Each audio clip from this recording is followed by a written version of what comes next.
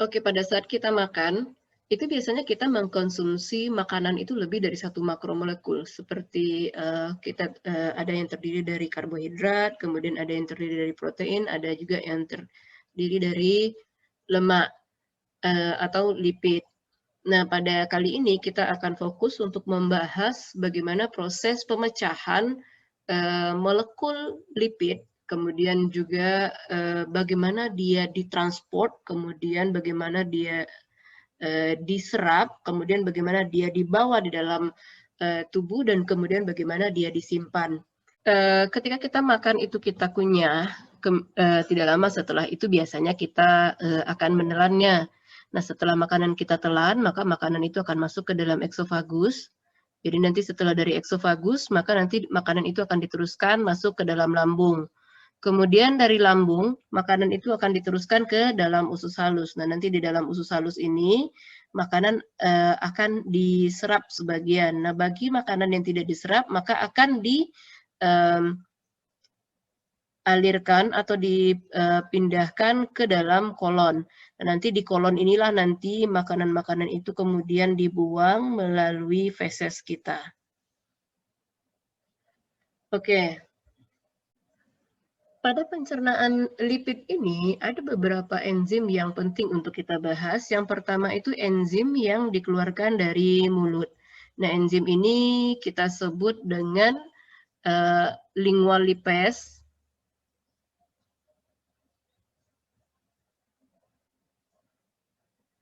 Kemudian juga nanti ada enzim yang dikeluarkan oleh lambung yang kita biasanya sebut dengan gastric lipase. Nah, kedua enzim ini berfungsi untuk menghidrolisis atau memecah dari molekul yang ada pada triasilgliserida. Jadi, seperti yang kita ketahui bahwa makanan kita itu, lipid yang terkandung di dalam makanan kita itu secara umum itu mengandung triasilgliserida dalam jumlah yang besar, kemudian mengandung kolesterol ester,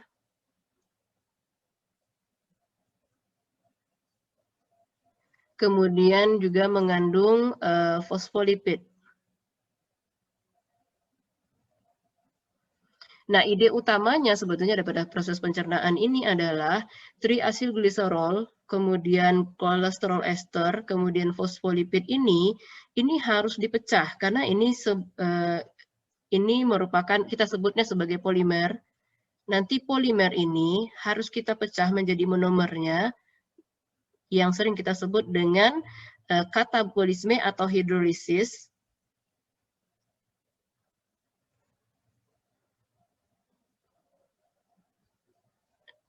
Membentuk nantinya monomer-monomer dari triasilgliserol, kemudian kolesterol ester dan fosfolipid. Nah, pada tahap ini, jadi lingual lipase dan gastric lipase ini berfungsi untuk menghidrolisis triasilgliserol.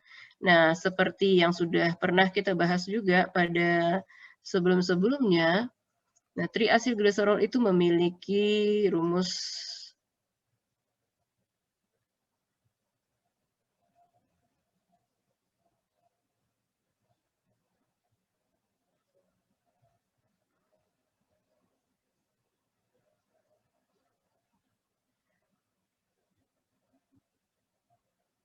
Oke, ini adalah rantai R-nya.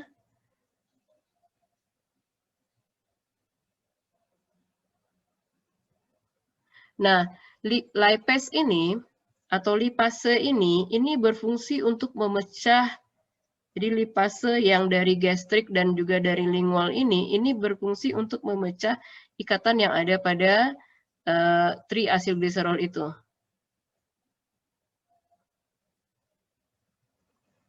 Nah, jadi nanti ketika sudah dipecah, maka akan terbentuklah nanti 2 asam lemak bebas. Nah, pastinya karena dia kita sebut hidrolisis, maka di sini ada bantuan air. Kemudian hasilnya nanti adalah 2 asam lemak bebas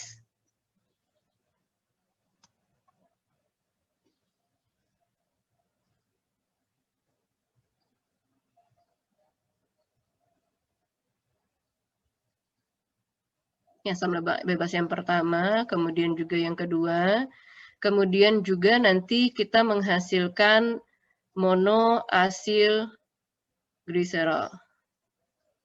Jadi ini backbone gliserol tadi, kemudian ini bagian yang sudah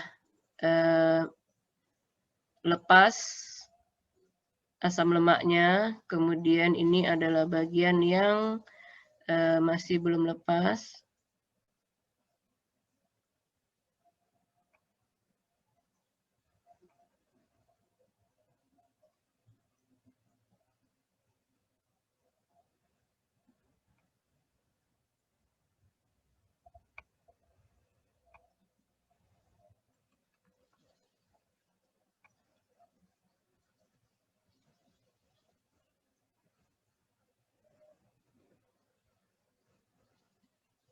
Nah, ini kita sebut dengan monoasil gliserol. Nah, kedua senyawa ini, baik itu asam lemak bebas, kemudian juga monoasil gliserol, ini kan bersifat non-polar. Ini juga bersifat non-polar.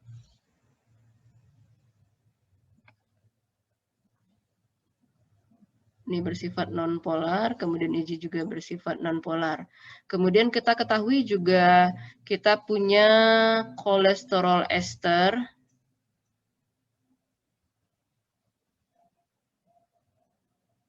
Kita juga punya kolesterol ester,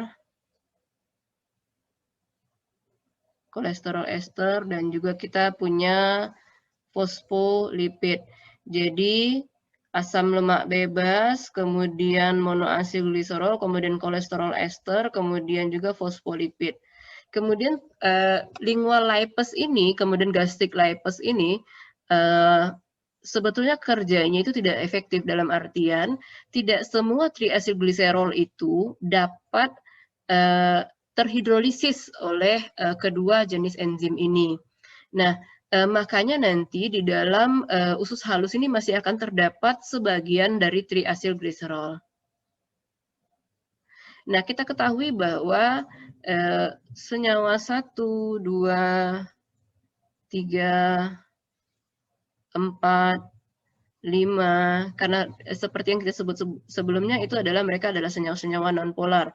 Maka senyawa-senyawa nonpolar ini biasanya mereka memiliki kecenderungan untuk saling mengumpul dia.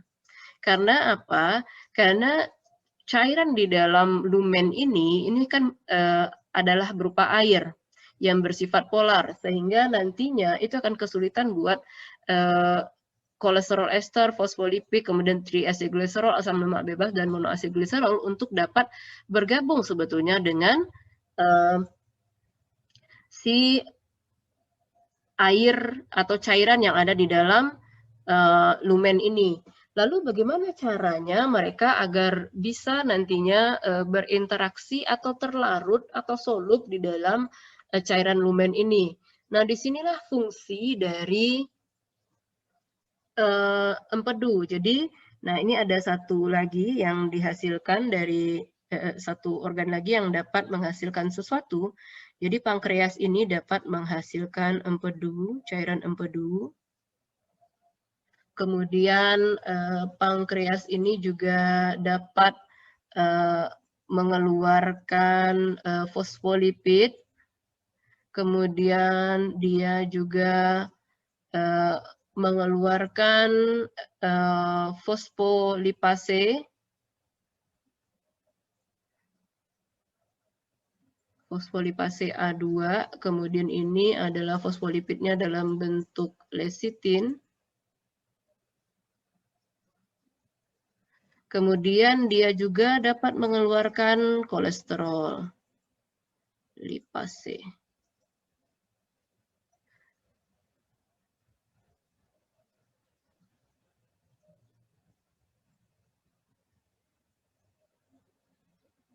Oke.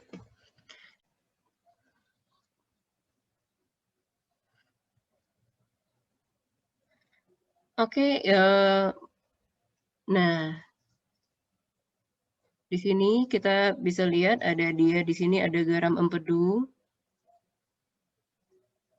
Ini ada garam empedu. Kemudian ini ada fosfolipid. Nah, kita ketahui bahwa fosfolipid ini dia kan memiliki, nah ini fosfolipid, dia itu memiliki bagian-bagian dari strukturnya itu yang bermuatan negatif. Kemudian bagian lainnya nanti itu ada yang bersifat hidrofobik. Nah, sifat dari fosfolipid ini yang ada bagian yang bermuatan negatif ini yang membuat dia nanti bisa berinteraksi dengan air yang bersifat polar. Sedangkan nanti sifat dia yang non-polar inilah yang membuat dia nanti bisa berinteraksi dengan gabungan dari atau globular atau bulatan-bulatan dari triacylglycerol kita, kolesterol ester kita, kemudian juga fosfolipid, asam lemak bebas, dan monoasilgliserol. Nah, jadi kalau kita tuliskan, ini adalah gabungan dari kelima senyawa kita yang bersifat nonpolar, gumpalan-gumpalan besarnya, kemudian di bagian pinggir-pinggirnya ini dia akan dilingkupi atau dilindungi oleh fosfolipid.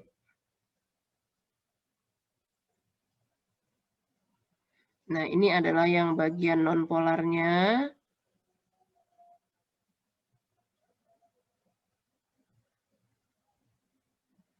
Oke, ini adalah bagian nonpolar. Sedangkan ini adalah yang bagian polarnya.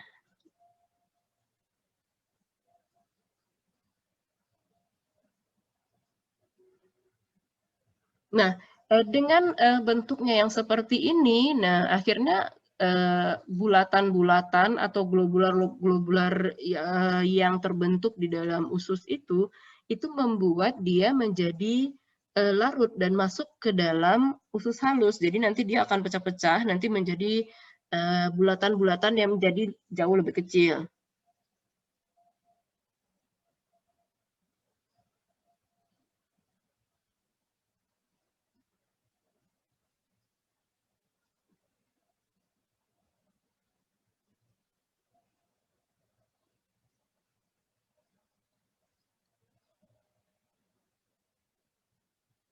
Nah, ini adalah bulatan-bulatannya, ini adalah fosfolipidnya yang melingkarinya di sepanjang nih. Kemudian ini adalah tahap pertamanya, ini adalah tahap pertama yang terjadi. Kemudian tahap keduanya adalah si garam empedu yang memiliki sifat yang sama dengan fosfolipid, jadi dia ada ujung polar dan ada ujung non polarnya. Nah, ini adalah tahap pertamanya. Kemudian si garam empedu ini nanti juga akan melindungi. Jadi dia akan membuat shield juga di sini. Nah, ini dia si garam empedu itu. Nanti bagaimana struktur garam empedu itu nanti silakan dilihat lagi pada materi-materi sebelumnya. Nah, dia berbentuk seperti ini. Jadi dia nanti bile salt atau garam empedu itu nantinya dia membuat lebih ini lagi dengan adanya garam empedu malah nanti ukuran-ukuran dropletnya itu menjadi jauh lebih kecil. Kemudian dengan adanya ini, nah kita kan ingat tadi bahwa struktur yang ada di sini, nah ini di dalam ini ada kolesterol ester, kemudian ada fosfolipid, kemudian ada triacylglycerida, kemudian ada asam lemak dan monoasilgliserol. Nah, ada beberapa jenis nantinya. Dan ukuran ini masih sangat besar sebetulnya, sehingga kita butuh nantinya untuk menghancurkan ini menjadi jauh lebih kecil, molekul-molekul kecil.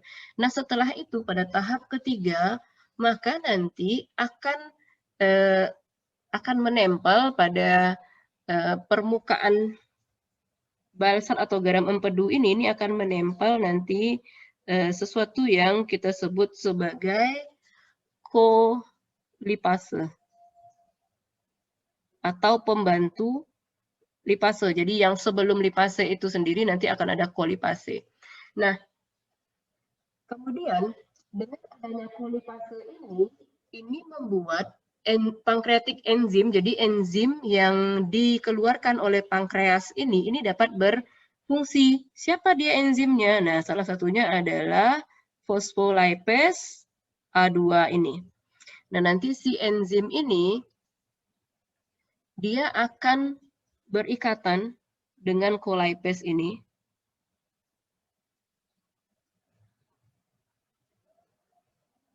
Nanti ketika dia berikatan dengan kolipase, sehingga nanti dia bisa menghidrolisis senyawa-senyawa yang ada di dalam ini. Senyawa yang mana? Nah, untuk fosfolipase, pastinya dia nanti yang akan dipotongnya itu adalah fosfolipid. Sedangkan nanti untuk kolesterol lipase itu yang akan dipotongnya nanti adalah kolesterol ester.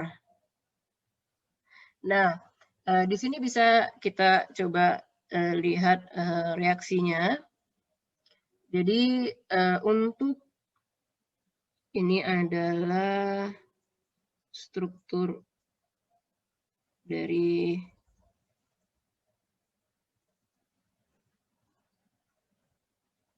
ini hampir mirip sebetulnya dengan triasilgliserol.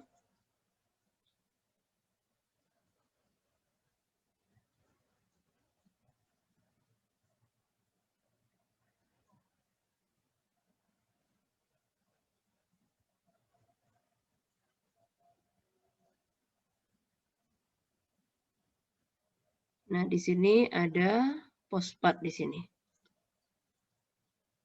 Nah, ini fosfolipid ini, nanti ketika fosfolipid ini dipotong oleh fosfolipase A2, maka nanti akan terjadi proses pemotongan nanti di sini. Sama seperti lipase yang tadi, nanti akan terbentuklah nanti dua asam lemak bebas, kemudian ada satu struktur kolesterol yang ada, satu struktur yang ada gliserol tapi mengandung fosfat. Kemudian untuk kolesterol ester, nah ini kolesterol ester. Nah, seperti yang kita tahu bahwa, nah ini struktur kolesterol ester.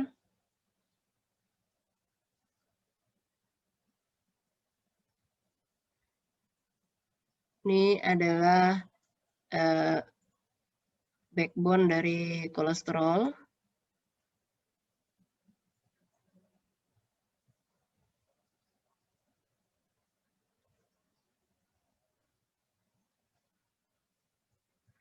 Nah, nanti di sini nih akan ada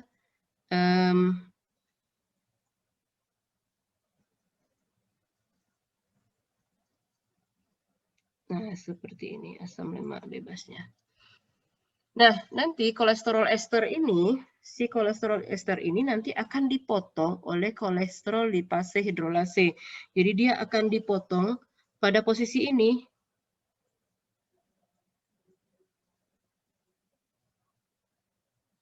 Sehingga terbentuklah asam lemak bebas dan kolesterol. Nah, dengan dipecah-pecah-pecahnya ini, maka secara otomatis nanti dia akan menjadi droplet-droplet. Jadi dia akan menjadi jauh lebih kecil ukurannya karena dia karena dia sudah membentuk monomer-monomernya. Jadi ukurannya ini udah kecil sekali di sini. Kemudian di sini masih ada fosfolipid. Di sini masih ada fosfolipid, kemudian di sini masih ada fosfolipid. Jadi banyak nanti di sini.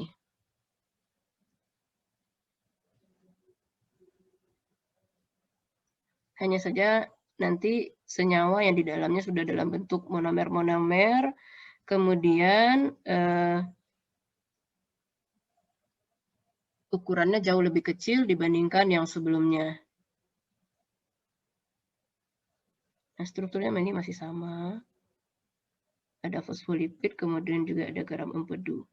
Nah, kemudian ketika sudah, nah ini nih sebetulnya senyawa kumpulan dari yang udah kecil-kecil ini, yang udah kecil sekali ini kita sebutnya dengan misel. Nah, misel ini ketika dia sudah mendekati dinding usus halus itu, maka nanti si bile salt atau si garam empedu ini dia akan lepas. Dia akan terlepas. Nanti garam empedu ini akan lepas dia.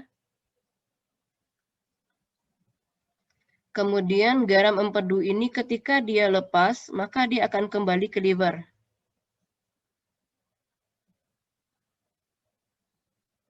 Untuk nanti diolah.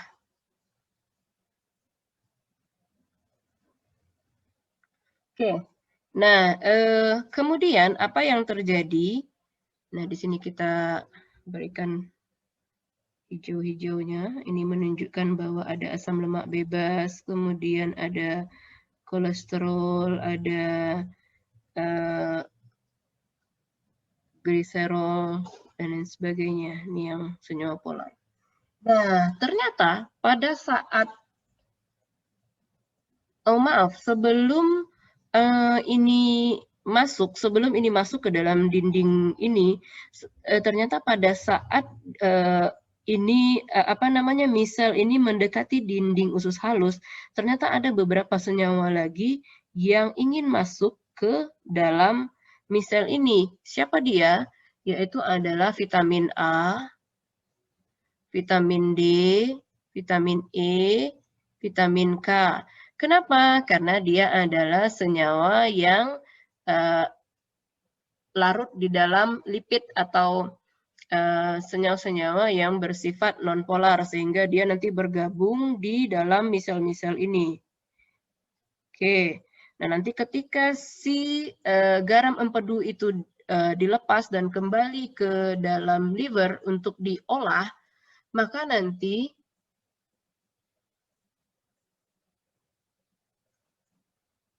akan dikeluarkanlah ada kolesterol, kemudian ada asam lemak bebas, kemudian ada monoasil gliserol, kemudian ada vitamin, dan lain sebagainya.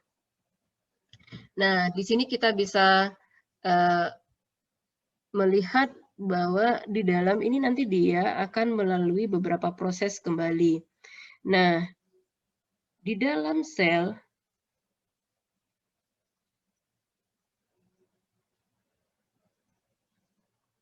oke, sel ini kita sebut dengan enterocyte. Enterocyte. Nah, si monoasil gliserol, kemudian dengan asam lemak bebas ini,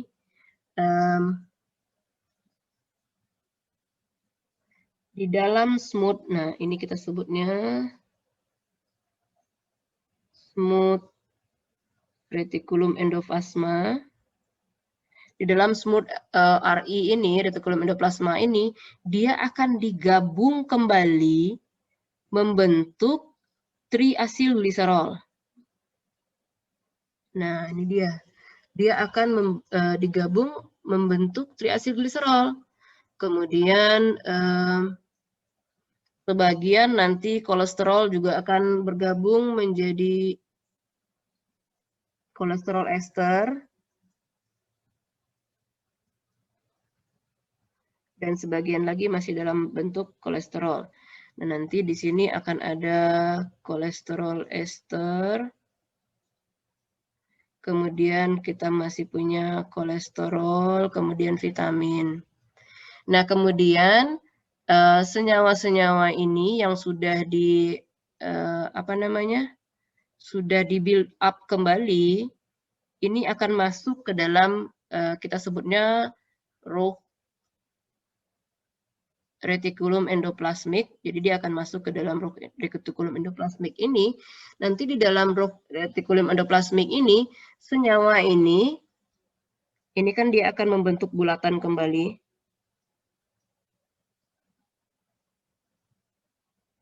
Nah, dia akan membentuk bulatan kembali. Nah, bulatan ini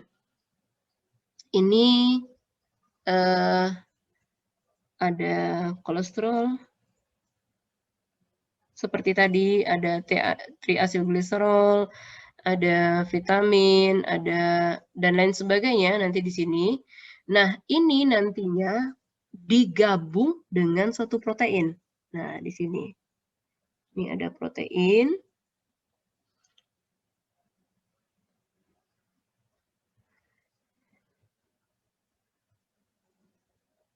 Nanti akan ada protein nanti yang akan melekat di sini.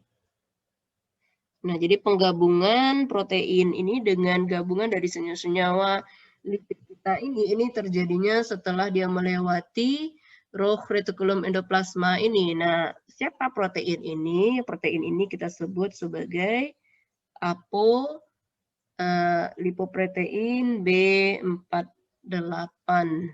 Jadi apolipoprotein B48. Nah, kemudian si gabungan dari senyawa-senyawa lipid, kemudian di sininya ada fosfolipid. Nah, di ujung-ujung sininya nih ada fosfolipid. Nah, keberadaan si fosfolipid ini, kemudian juga lipoprotein inilah yang membuat dia nanti terlarut di dalam air. Jadi nanti bagian yang polarnya menghadap keluar, kemudian bagian non-polarnya itu menghadap ke dalam. Nah, nanti si gabungan dari semuanya ini kita sebut dengan silomicron.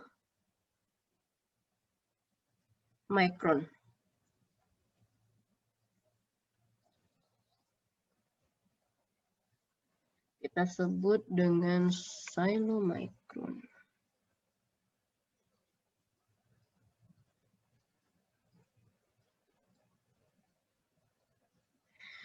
Oke, nah ini adalah gambaran dari kapiler darah. Jadi seperti sebelumnya kita itu sudah bercerita mengenai absorpsi atau penyerapan dari glukosa. Jadi nanti glukosa akan masuk ke dalam kapiler darah. Nah, seperti yang kita lihat, silomicron ini ukurannya sangat besar sekali. Dia nggak bisa masuk ke dalam aliran darah. Lalu kemana dia bisa masuk? Nah, kita coba gambarkan di sini ya. Nah,